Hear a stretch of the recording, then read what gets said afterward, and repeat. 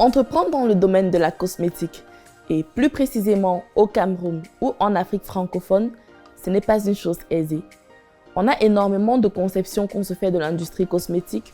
On voit directement les grandes marques, les grandes enseignes. Et l'on se dit, j'aimerais également mettre sur pied une marque de cosmétiques qui pourra rivaliser avec ces géants et qui pourra permettre enfin de donner les lettres de noblesse de la cosmétique de l'Afrique. Cependant, les réalités du terrain sont souvent complètement différentes.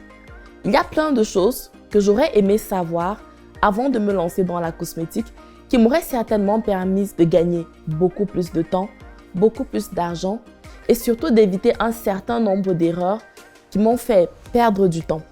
Je m'appelle Nancy Ongolo, je suis entrepreneur, promotrice de la marque de produits capillaires The Queen's Secret et par rapport à ce vécu, j'ai décidé donc de faire cette formation qui vous permettra d'avoir un œil purement pratique sur le parcours d'une personne qui décide de développer une marque de cosmétiques artisanale ou semi-industrielle dans un pays d'Afrique francophone.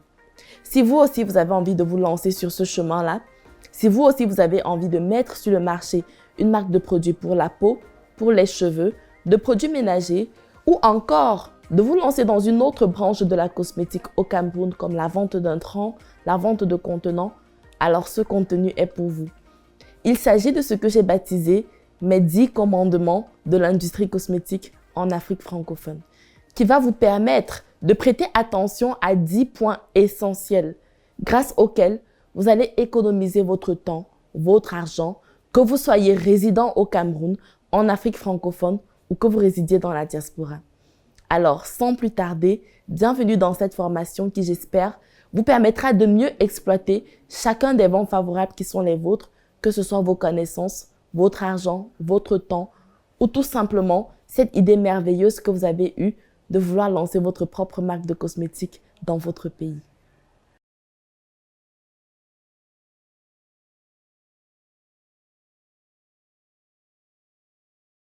Commandement numéro 3, ton projet, tu construiras. 3. Ton projet, pardon, tu construiras.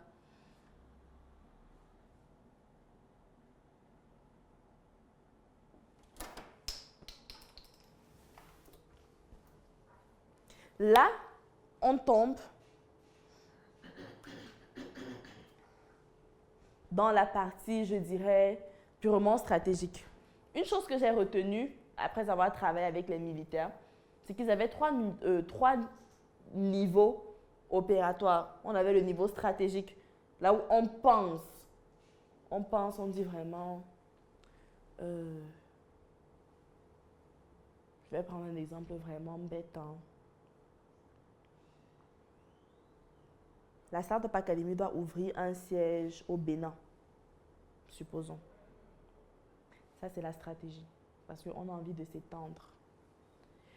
Le stratégique transmet sa vision à l'opérationnel. L'opérationnel traduit cette vision en action. Ça veut dire, bon, pour que la Startup Academy s'implante au Bénin, il va falloir avoir des membres au Bénin, une communauté active. 2, faire des publications qui sont axées principalement pour le public béninois. 3, si possible, faire des événements dans lesquels on va venir pour se faire connaître plus facilement. 4, prendre des informations au niveau des autorités pour savoir quelle est la liberté de l'association dans ce pays, quels sont les documents qu'il faut fournir et tout. 5, imaginez un peu qui seront les tenants du projet, c'est-à-dire il faut peut-être un coordonnateur, il faut un assistant, il faut peut-être un siège, Ça, c'est le niveau opérationnel, là où on a transféré une vision en action. Et l'opérationnel maintenant, il envoie au tactique. Le tactique, c'est celui qui part donc maintenant demander aux autorités, bon, de quoi est-ce que vous avez besoin? C'est celui qui agit. C'est celui qui va donc maintenant créer la communauté, c'est celui qui va. Et dans votre projet, vous devez avoir une démarche exactement pareille. Hier, je vous ai demandé quel est le problème que votre marque va résoudre. Parce que ça, c'est le stratégique. C'est la base. Ma marque, et je n'ai pas dit mon produit, ma marque résout quel problème? Toute initiative entrepreneuriale est basée sur la résolution d'un problème. Sinon, ça va s'évanouir. et d'un problème pertinent. Souvenez-vous, la pierre a écrasé contre le mixeur. Toute initiative entrepreneuriale est basée sur la résolution d'un problème. Du coup, tu te demandes, ma marque résout quel problème?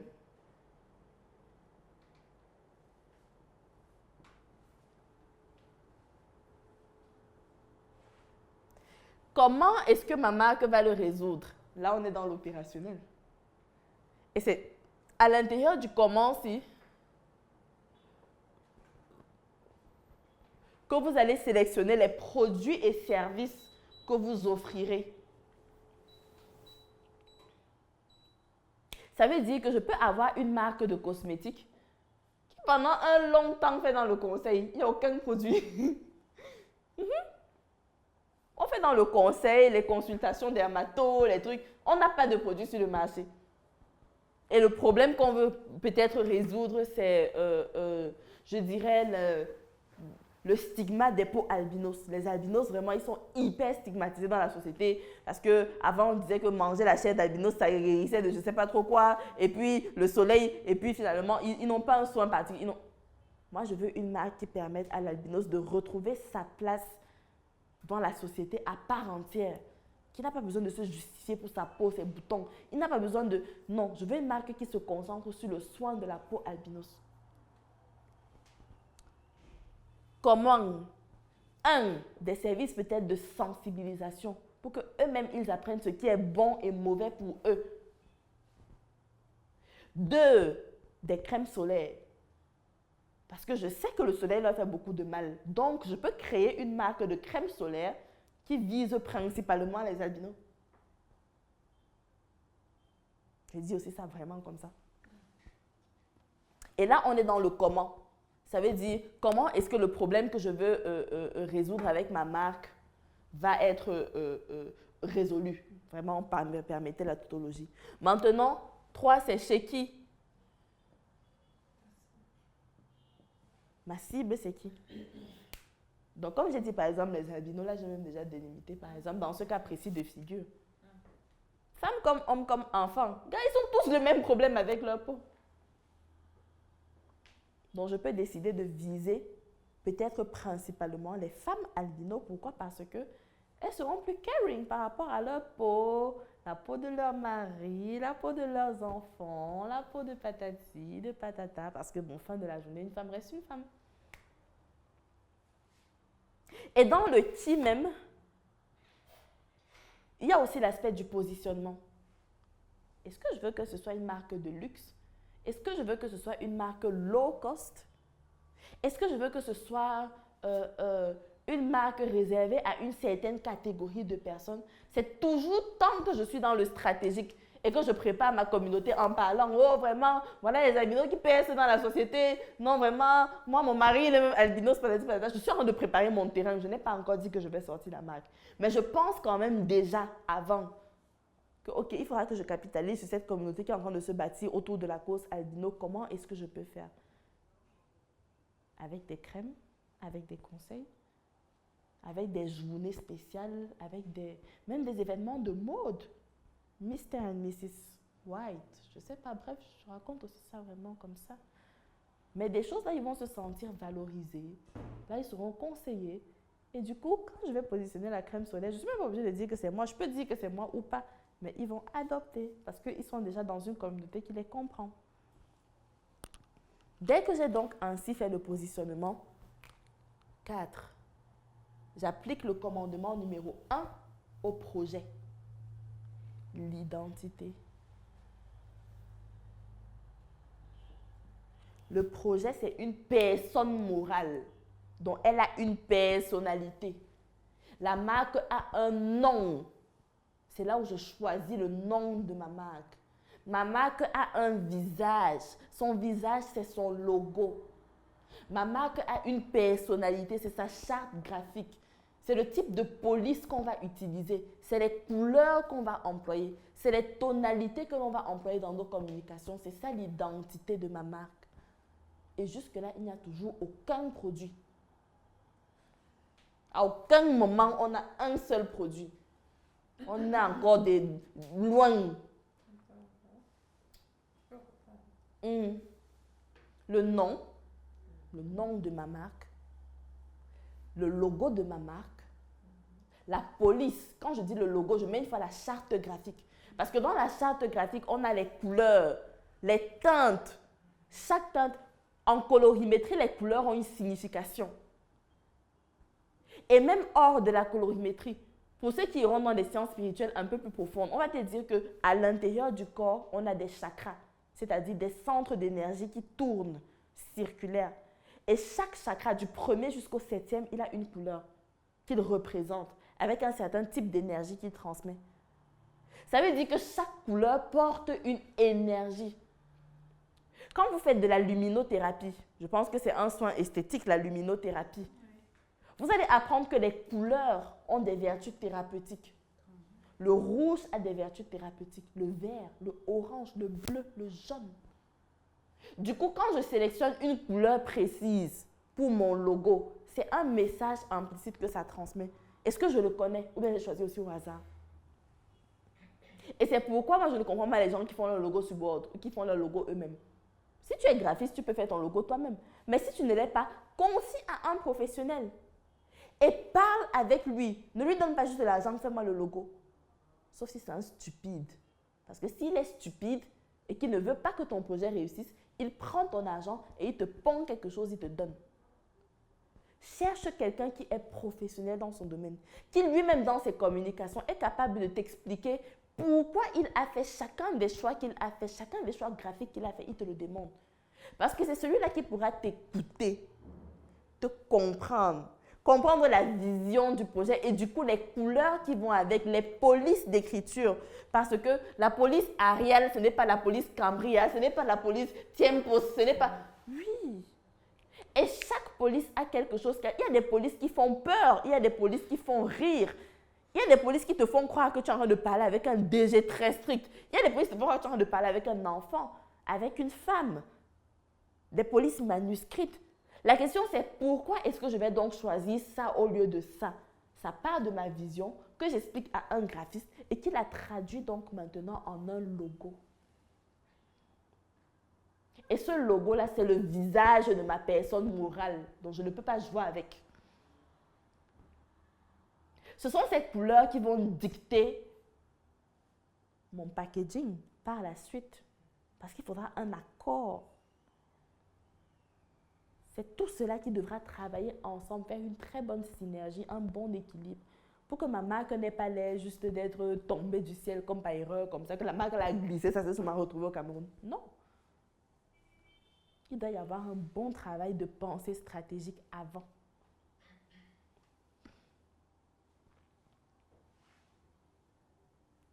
Ensuite, et c'est pourquoi je dis, ce sont des petits détails comme ça qui, moi, par exemple, me font rapidement savoir si le porteur du projet est sérieux dans son projet ou pas. S'il a une vision long terme pour son projet ou pas. Parce que s'il n'a pas une vision long terme, il ne va pas investir dans ça. Ça veut dire que c'est pas, tu peux faire un petit truc comme ça. Oui. Ça veut dire que tu es un blagueur. Tu es un blagueur. Tu peux pas. C'est un peu comme si quelqu'un dit, bon, je baptise d'abord mon enfant dinosaure. Dans 2 ans, je vais trouver quel est le vrai prénom que je vais lui donner. Bon, pendant les 2 années précédentes, là d'abord, on va appeler ton enfant comme ça. Il y a un temps, il va même répondre. On va me retenir que c'est son nom. Même si tu veux même changer, après on va retenir que non, c'est comme ça, que c'est son nom là-bas.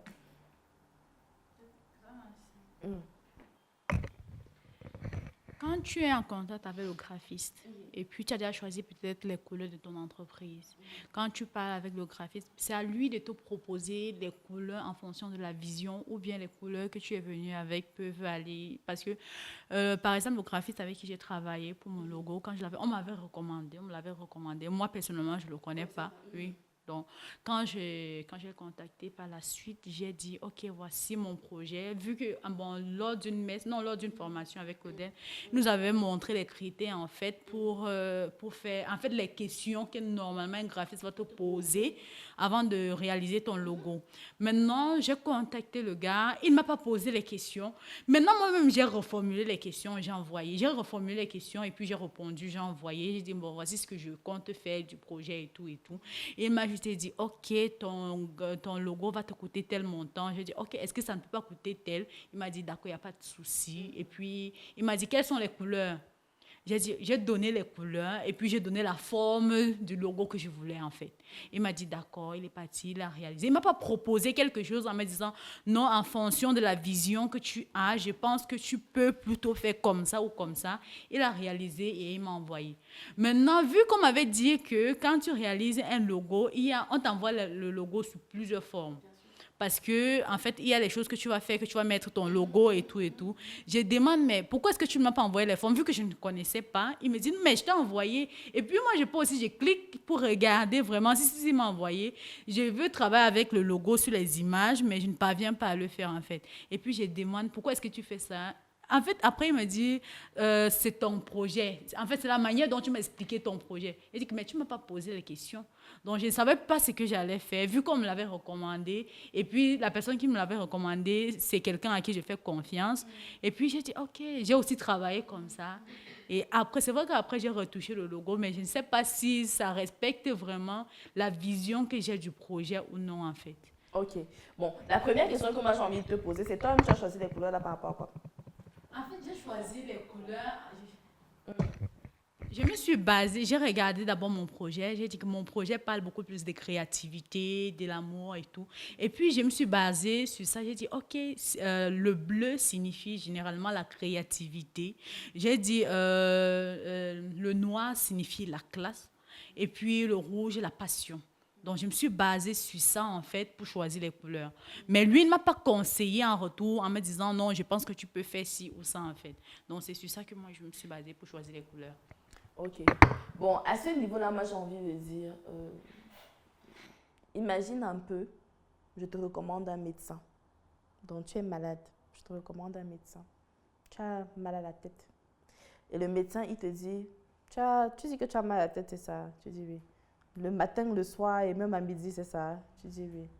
Ok. Et quand tu as mal à la tête comme ça, là, tu prends les médicaments, ça ne finit pas, c'est ça? Tu dis oui.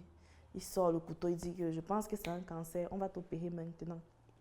Tu vas rester par ce qu'on t'a recommandé ou bien tu vas écouter ton pressenti qui te dit que non, c'est pas comme ça qu'on procède. Non, je vais écouter mon pressenti.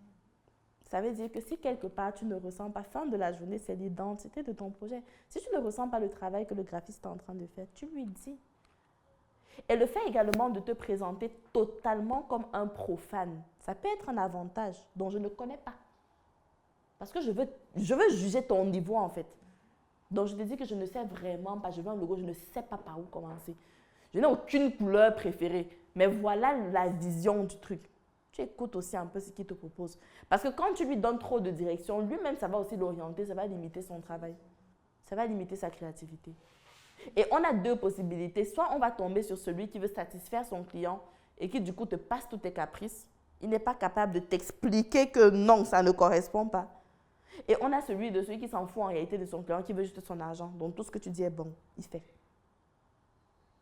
Et quand tu te retrouves dans ce cas-là, il sort le logo en question. Ne sois pas la seule à juger. Communauté! Cherche d'autres personnes qui ont des logos que tu apprécies. Tu leur montres comment tu trouves. Est-ce que c'est beau selon toi? Est-ce que ça correspond? Tu ne lui dis pas quelle est l'orientation, que vraiment j'ai pris le bleu parce que c'était comme ça. Tu lui dis juste que le projet parle de ci, ça, ci, ça, ci, ça. À ton avis, est-ce que c'est bien? Tu envoies 2, 3, 4 personnes. Si tu as même des amis dans le domaine du graphisme, c'est même parfait. Tu pousses un peu la confrontation. Que voilà, regarde un peu comment tu juges. Comment tu... Et c'est pour ça que la communauté est importante. Soit tu crées ta communauté, soit tu intègres une communauté qui existe déjà et à l'intérieur de laquelle tu vas trouver toutes sortes de profils.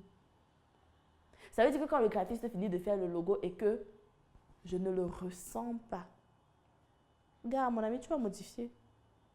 Tu vas modifier. Est-ce que le bleu est la seule couleur qui signifie la créativité? Ce n'est pas la seule. Est-ce que le noir est la seule couleur qui signifie la classe? Ce n'est pas la seule. Est-ce que le rouge est la seule couleur qui signifie la passion? Et même là, il y a des manières d'agencer. Il y a tellement, en fait, moi, à mon humble avis, il aurait pu mieux travailler. Ça, c'est mon avis. Parce que fin de la journée, le client doit pouvoir se reconnaître dans ce que tu as fait. Parce que tu lui expliques tes choix. Tu lui expliques ta disposition et il valide, son intérieur valide. Parce que si même à toi-même, le porteur du projet, le logo ne communique pas, qu'en sera-t-il des clients? J'imagine un peu. Ça veut dire que je fais une contre-expertise, je montre à quelqu'un d'autre dans le domaine. Je lui dis, regarde un peu. Et je n'hésite pas. Si à un moment, ce que tu as fait n'est pas bon, tu refais, ça ne donne pas. Je paye quelqu'un d'autre. Je paye quelqu'un d'autre. Que voilà ma vision que j'ai. Fais-moi quelque chose. Et en général, ce qu'ils font même, c'est qu'on te fait des propositions. On te fait une, deux, peut-être 3 propositions avec des déclinaisons différentes. Et tu choisis ce qui va un peu plus dans ta direction. Et là, tu dis donc maintenant, ah, mais pourquoi tu as choisi cette couleur? Bon, parce que la couleur, s'y représente telle. Des fois, ils peuvent te demander est-ce que tu as des couleurs de prédilection? Mais en réalité, même quand on te demande ça, c'est encore lui. Parce que c'est lui qui est le professionnel du design qui va te dire que bon, c'est vrai que la couleur, c'est ta couleur préférée, non? Mais ça ne va pas vraiment avec la vision du projet-ci. Donc, à la place. Et dites-vous toujours, dans toute chose, less is more. La simplicité, c'est la sophistication extrême. Plus un truc est complexe, moins c'est beau. C'est curieux, mais c'est vrai. Les rayures sur les pois, sur le multicolore, c'est excentrique, c'est créatif. Mais quelqu'un qui aura une couleur simple, fin de la journée, lui pourra aller dans beaucoup plus d'endroits que tout le mélange que tu auras fait. Sauf si tu veux t'imposer aussi que bon, je m'en fous, prenez-moi comme je suis. Un logo simple communique mieux qu'un logo qui a plein de couleurs, avec plein de textes et plein de formes. Et c'est d'ailleurs pourquoi vous allez voir même les grandes marques, elles simplifient leur logo, elles passent tout le temps au minima. MTN dernièrement, qui avait 3 couleurs sur son logo, il est passé à 2. Plusieurs détails, il est passé juste à l'écriture avec un petit cercle noir. C'est comme ça. Et les logos, ça s'améliore aussi au fur et à mesure. Moi, quand j'ai créé le logo de The Queen, par exemple, c'est une... Bon, l'écran, si je te déteste. Pour ceux qui auront déjà vu le logo, c'est une... Non, je vais projeter ça, même si c'est sur l'ordinateur, pour qu'on puisse au moins voir. Même si ce n'est que sur l'ordinateur. Ok. Voici à quoi le logo ressemble. Voici à quoi le logo ressemble. Quand j'ai fait ce logo, j'ai eu des commentaires. On me dit que, oh, vraiment, comment la fille signe? Au début, quand on me donne le logo, elle a un nez pointu. La femme, elle a un nez pointu. Elle a des cils vraiment très courts. Elle a de petites lèvres fines. Et elle a ses longs cheveux lisses. J'ai dit non, je ne veux pas. Mettez-moi un nez beaucoup plus arrondi, des lèvres plus pulpeuses, des cils un peu plus longs et des grandes boucles. Mais laissez les cheveux lisses. Je dis ça consciemment, laissez les cheveux lisses. Non, comment est-ce que tu demandes de laisser les cheveux lisses? Est-ce que les cheveux nappis est lisse comme ça? Ou tu fais les cheveux pour faire avec machin? Je dis que non, ça c'est une symbolique. Je veux montrer des cheveux longs auxquels tout le monde peut s'identifier. Mon objectif n'est pas de montrer la touffe. La touffe, vous allez voir, même sur ma tête, vous pouvez voir ça. Ce n'est pas l'objectif. L'objectif, c'est de pouvoir montrer de manière simple, le plus simplement possible, une belle femme avec des cheveux. Et c'est une femme africaine, ça se voit de par ses traits, de par son teint. C'est ça. Mais quand le logo s'y venait la première fois, il n'était pas vraiment comme ça. Elle avait son petit nez pointu là, de blanche, avec ses maigres lèvres bien rentrées. Je dis, non, c'est même pas ça que je veux. Il a fallu modifier, améliorer. Et il ne faut pas avoir peur de parler. C'est-à-dire que quand ça ne te correspond pas, tu dis qu'il faut arranger ça, il faut arranger ça. On a travaillé le logo, travaillé les couleurs, travaillé les déclinaisons. Voilà, on dit qu'on veut de l'or. Moi, je voulais de l'or et du noir parce que j'étais vraiment dans le thème de cette royauté-là. Je veux de l'or, du noir, du champ, des trucs. Et puis le graphiste, il a vraiment simplifié. Et j'ai eu beaucoup de chance de tomber sur quelqu'un qui effectivement était vraiment pro dans son domaine. Ça veut dire que quand il te fait le logo, il y a un cahier de charges que tu remplis. Il peut te demander Quand il finit, il réalise, il te fait un long audio qui t'explique chacun de ses choix. Chacun de ses choix. Il te donne toutes les déclinaisons sans problème. Il te donne toutes les déclinaisons. Je vais vous en donner deux contacts de 2 graphistes que moi j'ai testés et qui sont excellents. Et pas uniquement excellents parce qu'ils ont la connaissance de ce qu'ils font, mais parce qu'ils sont capables de se remettre en question. C'est le plus important. C'est la satisfaction du client qui prime sur ton professionnalisme. Ça veut dire que ton travail, c'est de lui expliquer pourquoi, de l'amener à comprendre et de le réconcilier avec ce que... Parce que fin de la journée, c'est lui qui a vu ce qu'il avait envie de faire. Mais quand tu commences, le logo peut ne pas être parfait. Et puis tu envoies le logo donc maintenant à un bon graphiste. Tu lui dis que bon, voilà comment est-ce que le gars a essayé de... Et il peut te proposer soit d'améliorer l'existant, soit on fait un nouveau. Et puis tu dis, X devient Y. Même service, même personnel, mais un renouvellement perpétuel pour mieux vous servir. Regarde, toi quoi. Et au moins, c'est... Parce que comme je disais, le logo, là, c'est l'identité vraiment du truc. Donc, si c'est à gauche, tout le reste sera à gauche. Vos tenues devront s'accorder avec la charte du logo et ce sera à gauche.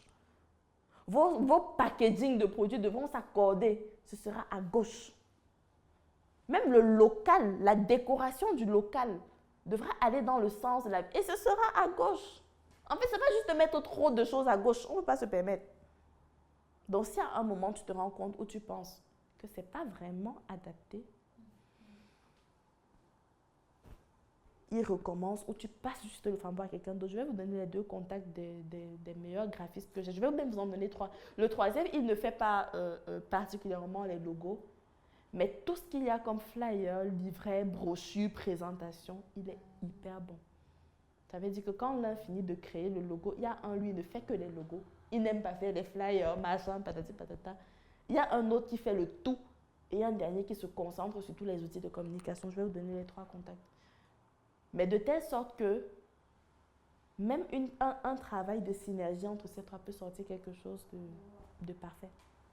Et qui reflète vraiment ce que vous avez pensé au niveau stratégique. Eux, ils sont dans le tactique. Ce n'est pas eux qui doivent vous dicter à quoi est-ce que votre logo doit ressembler.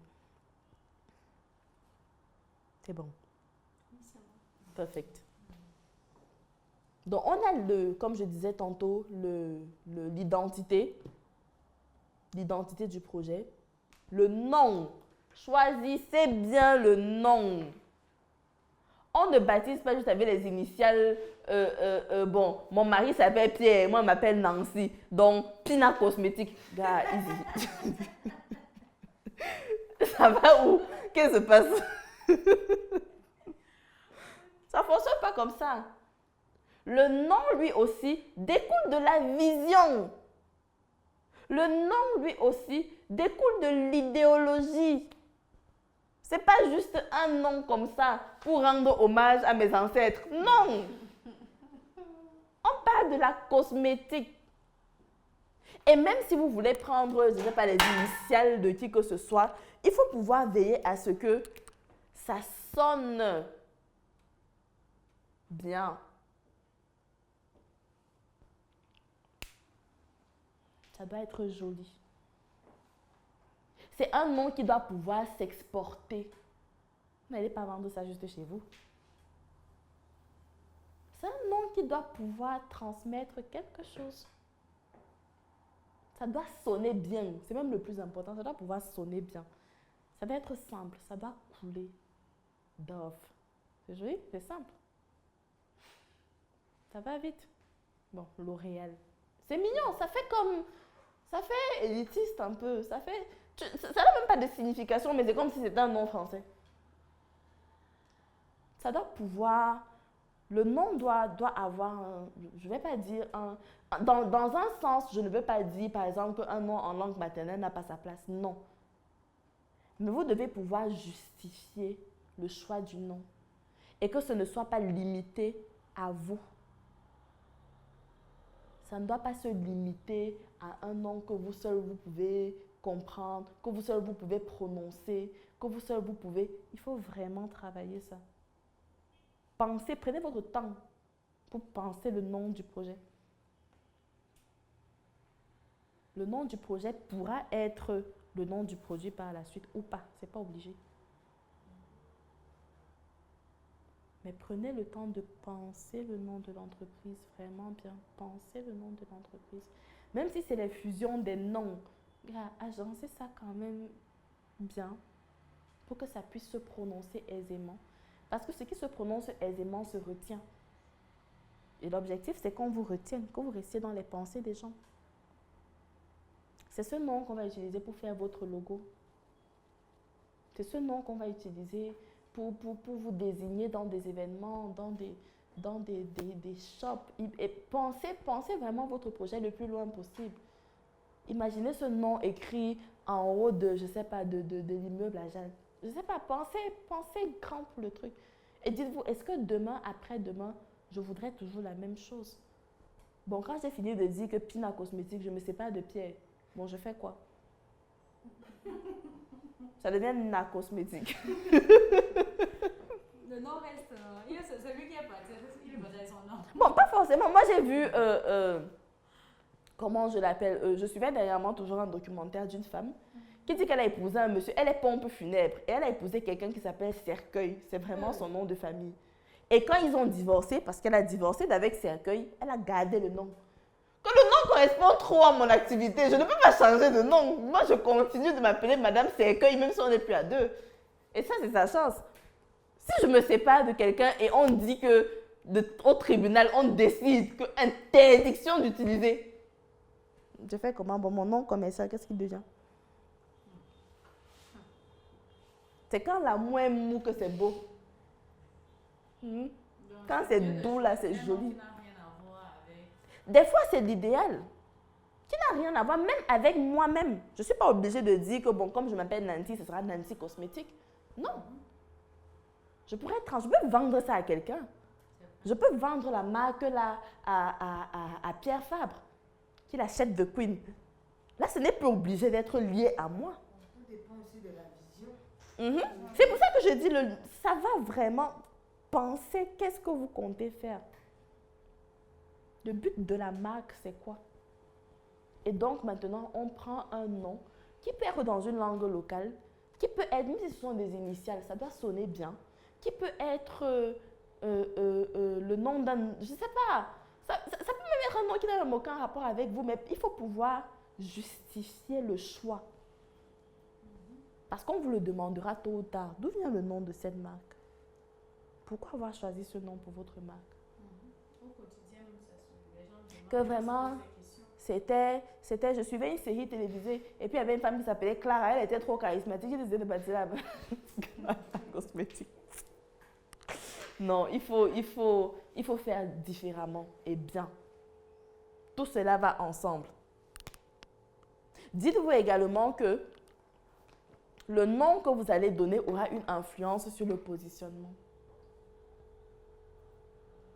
Tout cela est lié. Et enfin, 5e point, le choix du branding.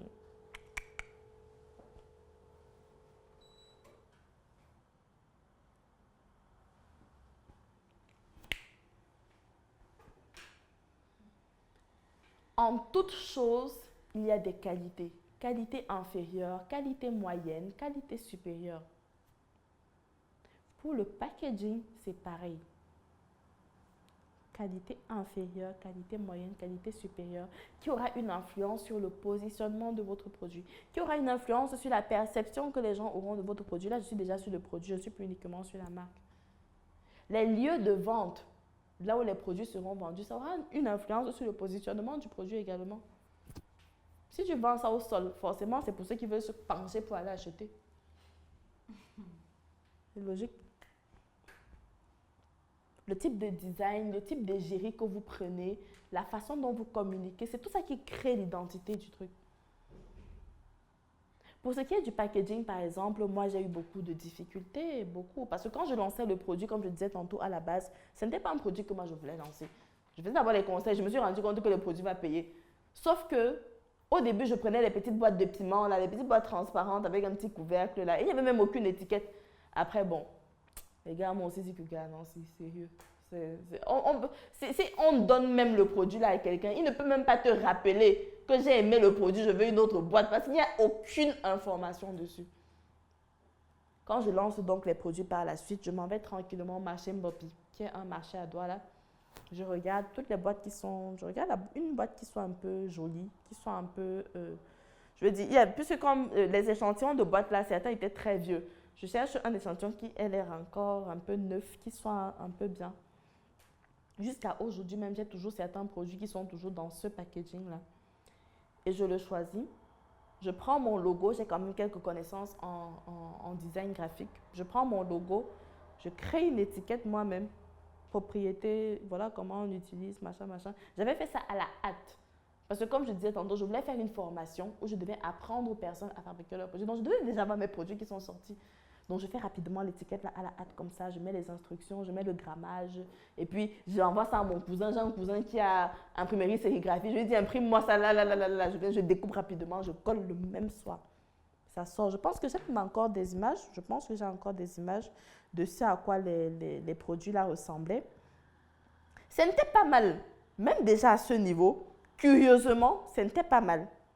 Mais ce n'était pas encore le niveau qu'il fallait avoir. Voilà, là, je suis en train d'essayer de trouver le packaging là.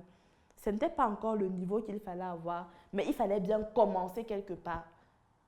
Mais j'avais déjà en tête, et je n'avais pas encore beaucoup d'argent non plus. Voilà, ça, ce sont les tout premiers produits. C'était pas mal, mais c'était un truc que j'avais vraiment fait, comme je disais tantôt. J'ai juste pris le logo, j'ai aussi trafiqué, patati patata. C'était un truc vraiment d'urgence. Voilà, ça, c'est à quoi ressemblent les tout premiers produits. Par la suite, je contacte donc maintenant, et voilà, vous allez voir, sur les produits, c'est écrit les chroniques capillaires de Nancy. Parce que ce n'était pas encore la marque The Queen. J'étais encore aux chroniques capillaires où je donnais mes conseils gratuitement. Mais il fallait un produit, du coup, bon, directement, c'est le produit des chroniques que vous suivez souvent, voilà, commencez à utiliser ça. Les gens ont commencé à utiliser, le produit était bon. Puis, on a eu une nouvelle déclinaison de l'étiquette. Là, c'était la première fois que je confiais le travail à un professionnel. Et jusque-là, ce n'était pas encore l'idéal. Ce n'était pas encore ce que je voulais. Mais au moins, l'argent entrait. Parce qu'il ne faut surtout pas aussi que votre désir de perfection vous freine de faire vos classes. C'est avec les commentaires que les gens font également que les produits s'améliorent. C'est tout cela. C'est tout cela. Maintenant, les produits, c'est totalement autre chose.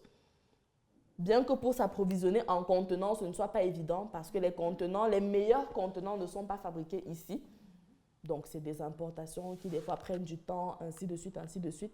Mais quand tu as déjà la vision te permet de savoir que sur le long terme, voilà à quoi est-ce que mes produits doivent ressembler très bien. Voilà. Les produits maintenant, c'est à ça que ça ressemble. Il y a eu de la progression. Il y a eu beaucoup de progression par rapport à la première boîte au départ qui allait vraiment dans tous les sens. Et même ça, ça va encore progresser beaucoup plus au fur et à mesure. Au fur et à mesure. Mais dites-vous que ce n'est pas forcément, je veux dire, le point d'entrée ne sera pas forcément le même point de sortie. Non, il y a un chemin au milieu. Mais que le point d'entrée quand même soit un peu bien. Vous avez vu les premières boîtes, non?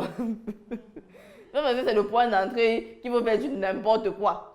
Et même là, on profite des erreurs des autres. Ça veut dire que maintenant que je vous ai dit que moi j'avais juste pris le logo et que j'avais écrit moi-même conseil d'utilisation. Non, vous aurez des numéros de graphistes. Il faudra avoir les moyens pour les payer au début. C'est vrai aussi. C'est vrai aussi. C'est vrai aussi. On parlera du financement tout à l'heure. C'est pour ça que c'est bien d'avoir une communauté. Même pour pouvoir vendre les premiers produits, c'est parce qu'il y avait une grande communauté. Ce n'est pas la qualité du produit qui a fait que ça se vende. Parce que la qualité, vraiment, il y a beaucoup mieux sur le marché. Je vendais la boîte à 4 000. Jusqu'à maintenant, mais c'est toujours le cas, ça coûtait 4 000. À 4 000, tu ajoutes même peut-être un petit 500 dessus. Tu as un bon produit américain, là, très bien, très beau, qui sent bon. Ou bien tu payes même moins. Tu as un bon produit nigérien, là, qui peut-être fait le même travail. C'est parce qu'il y avait cette communauté-là qui disait que non.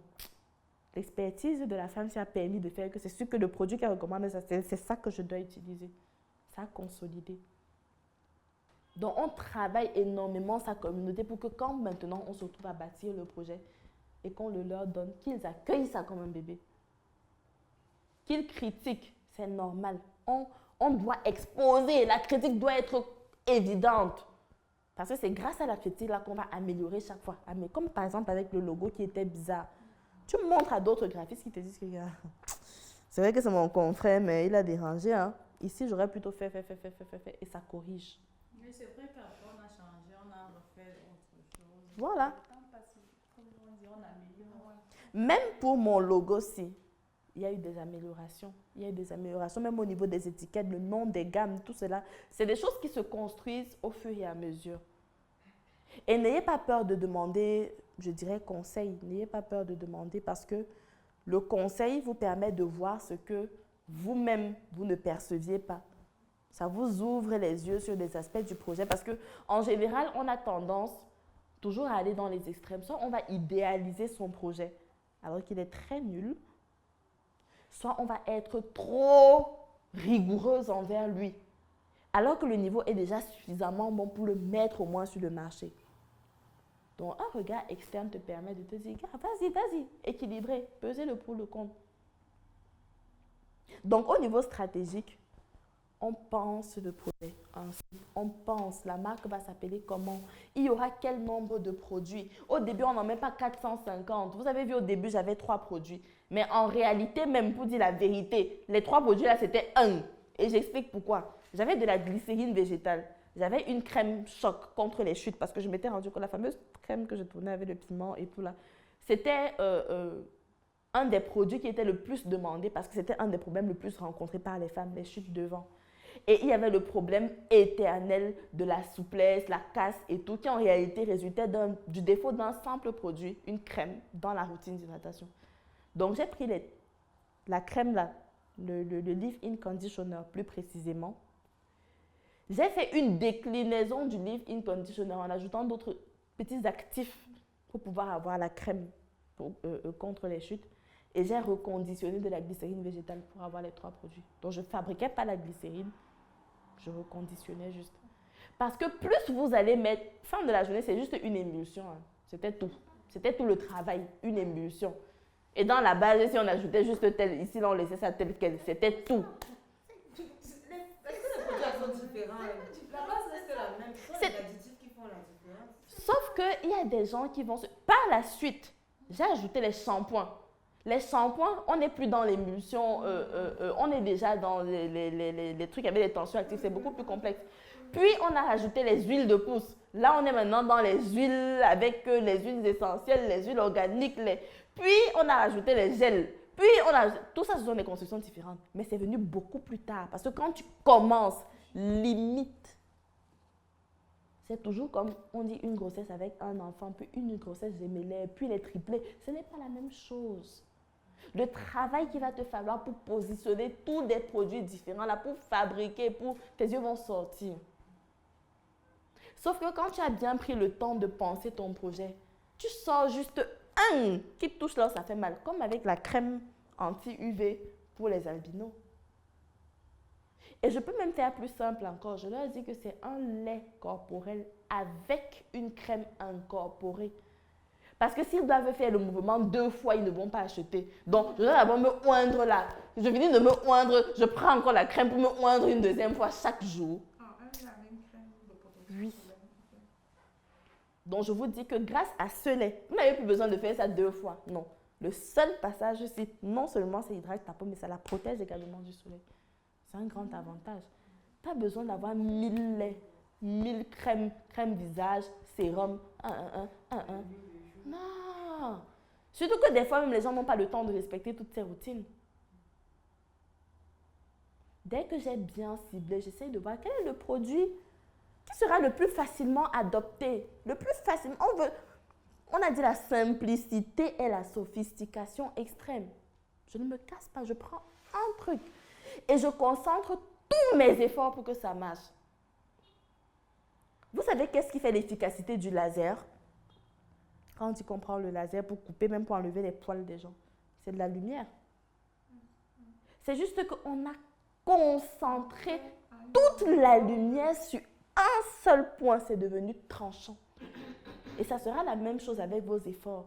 Plus vous allez vouloir disperser la lumière, moins vous allez éclairer. Concentrez-vous, surtout pour un départ. Concentrez-vous. La marque, elle représentera quoi? Elle parlera de quoi? Elle résolvera quel problème? De comment? Quel produit? Quel service? Parce que ce n'est pas obligé d'être un produit qu'on fabrique. Ça peut être un produit immatériel. 3. Chez qui? Qui seront les personnes? Le chez qui va même déterminer comment est-ce que je vais communiquer. Je vais aller les trouver où? Je vais les approcher comment? Quelle sera la proposition de valeur? Comment est-ce que je vais la faire? 4. L'identité. Comment donc est-ce que la marque va se présenter? Quel positionnement, quel logo, quelle couleur, quelle charte? Et enfin 5. Le branding. Comment est-ce que le service se présentera? Quelle forme? Quelle quantité? Pourquoi est-ce que je vais prendre un lait de 5000 ml au lieu d'un lait de 3000, au lieu d'un lait de 200 ml? À quelle fréquence est-ce qu'on devra acheter de nouveau mon produit? Qui va porter? Qui va tenir? On va se servir le produit comment? On va appuyer, on va presser, on va faire comment? Je pense à tout ça. Je pense à moi-même parce que mon client n'est pas différent de moi. Le problème que moi j'ai avec les produits cosmétiques, il aura certainement le même. Donc si je ne suis pas capable d'utiliser ça, pourquoi je vais me poser ça à quelqu'un? Il aura certainement le même. Donc je pense à ça, je me mets à sa place. Je fais des petits tests dans la communauté. La communauté, j'insiste, la communauté. Je fais des petits tests, je fais des petits événements, je vois un peu, je tâte le terrain. Je regarde dehors. Parce qu'on a souvent tendance à trop regarder sur nous, sur le projet, alors qu'il y a déjà des gens dehors qui font la cosmétique là avant nous. Ils s'en sortent comment? Est-ce que ça marche? Est-ce qu'ils sont dans des associations qui contrôlent le domaine dans lequel je suis en train de vouloir me lancer? Parce que dans tous les domaines, il y a un baron, il y a un caïd, il y a quelqu'un qui est là. Et puis, il bloque tous vos conteneurs au port quand vous voulez déjà faire venir trop de produits là. Oui, il y a quelqu'un. Et je dois y penser dès maintenant. Pourquoi? Parce que si je veux croître, tôt ou tard, je vais le trouver sur mon chemin. Qui est-il? Comment est-ce que nos intérêts peuvent se croiser pour qu'il ne m'élimine pas? Quelle est la proposition de valeur que je peux lui apporter? Comment est-ce que je peux le fuir aussi longtemps avant que ça devienne un choc frontal et que je sois quand même déjà prête, peut-être avec d'autres alliés qui pourront m'aider? J'essaye de penser à tout ça. Tout ça.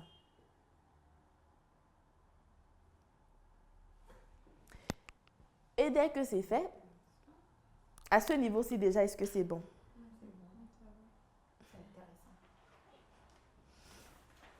On a dit, commandement numéro 2, ta communauté tu bâtiras. Commandement numéro 3, ton projet tu construiras.